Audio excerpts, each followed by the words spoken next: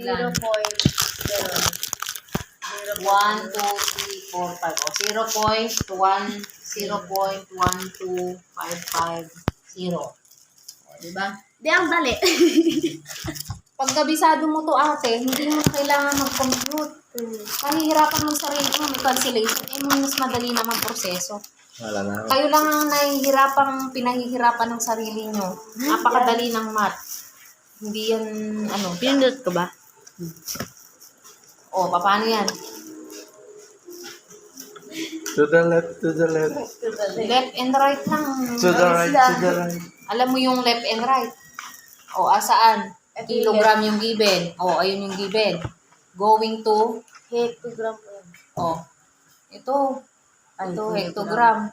Hectoliter. Hectoliter. Hectoliter, going to liter. So, 1, 2, ito, 1, 2. So, going to the right.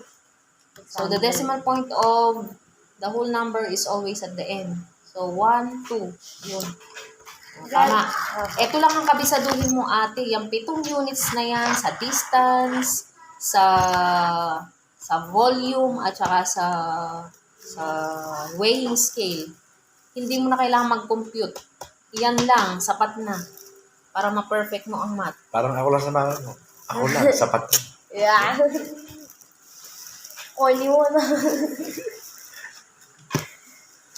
Okay na. Yeah. Kabisaduhin mo yan. O kaya bago ka magsagot, isulat mo sa isang papel para hindi ka malilito.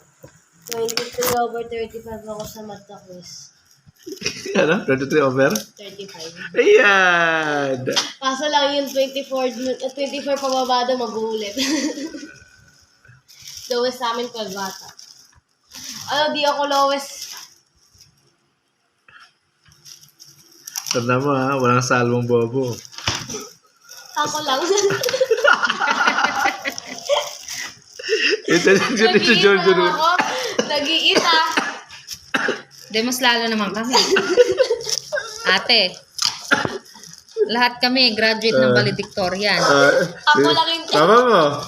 Si Chola. Pero lahat, sinira lahat na dito kasi may record. Ako lang manisira sa inyo. Salit-salitan. Nako,